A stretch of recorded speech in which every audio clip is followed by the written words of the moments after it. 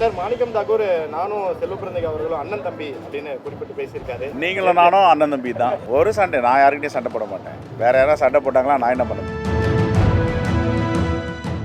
இன்று interim budget, இடைக்கால நிதிநிலை அறிக்கை, வரலாற்று சிறப்புமிக்க நிதிநிலை அறிக்கை, எல்லோரையும் கவர்ந்த நிதிநிலை அறிக்கை, எல்லா தரப்பு மக்களுக்குமான நிதிநிலை அறிக்கை. ஒரு நிதிநிலை அறிக்கை எப்படி இருக்க வேண்டும் என்று நிர்மலா சீதாராமன் அவர்களும் ஒன்றிய அமைச்சரவை சகாக்களும் இங்கே வந்து பார்த்துவிட்டு செல்ல வேண்டும். பெண்கள், ஆண்கள், முதியவர்கள், குழந்தைகள், மாணவர்கள், மாற்றுத்திறனாளிகள் யாரையும் விடாமல் எல்லோருக்குமான நிதிநிலை அறிக்கையாக இந்த வரலாற்று சிறப்புமிக்க நிதிநிலை அறிக்கையை நாங்கள் வரவேற்கிறோம். காங்கிரஸ் பேரியக்கம் வரவேற்கிறது. சார், காங்கிரஸ் கமிட்டியுடைய பொதுச் செயலாளர் தமிழ்நாட்டுக்கு வந்திருக்காரு. இப்போ பாண்டிச்சேரியில் இருக்காரு. முதலமைச்சரை சந்தித்து இந்த கூட்டணி விவகாரம் தொடர்பாக பேசுவதற்கான வாய்ப்பு இருக்கா? இல்லை, எலெக்ஷன் ப்ரிப்பரேஷன் மீட்டிங் வந்திருக்காங்க. பாத யாத்திரை நடக்குது. இங்கேயும் 4 மணிக்கு பாத யாத்திரை கலந்துக்கிறாரு. ரைட். சார், மாணிக்கம் தாக்கூர் நானும் செல்வப்பிரந்தகை அவர்களும் அண்ணன் தம்பி அப்படின்னு குறிப்பிட்டு பேசியிருக்காரு. நீங்களும் நானும் அண்ணன் தம்பி தான்.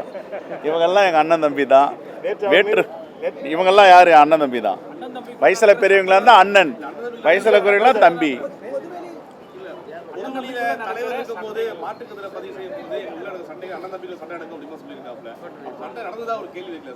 ஒரு சண்டை நான் யாருக்கிட்டையும் சண்டை போட மாட்டேன். வேற யாராவது சண்டை போட்டாங்களா நான் என்ன பண்ண முடியும்? நான் சண்டை போடுற ஆள் கிடையாது. முதலமைச்சரை வந்து வேணுகோபாலோ இல்லை நீங்களோ சந்திக்கலைன்னு எடுத்துக்கலாமா, இல்லை சந்திக்கிறதுக்கான சூழல்? இல்லை, இது முழுக்க கட்சி நிகழ்ச்சியில் கலந்துருக்காங்க. அது மாதிரி எதுவும் சந்திப்பு எனக்கு தெரிஞ்சு இல்லை.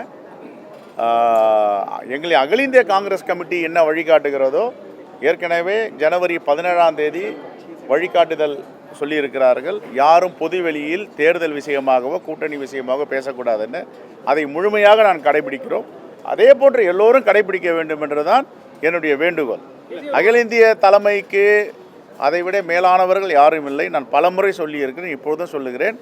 அகில இந்திய தலைமை என்ன வழிகாட்டுகிறதோ, தலைவர் ராகுல் காந்தி, தலைவர் மல்லிகார்ஜுன கார்கே, எங்களுடைய பொதுச் செயலாளர் திரு வேணுகோபால் தெளிவாக சொல்லியிருக்கிறார், பொதுவெளியில் யாரும் பேசக்கூடாது என்று. பேசின பிறகு இதை தொடர்ந்து பேசுகிறாங்கன்னா அது அகில இந்திய தலைமை பார்த்து கொண்டு இருக்கிறது. இது ஜனநாயகத்துக்கு உரிய கட்சி. ஆகவே அவர்கள் பார்த்து கொள்வார். இன்னைக்கு ஒரு நாள் பயணம். தேங்க்யூ.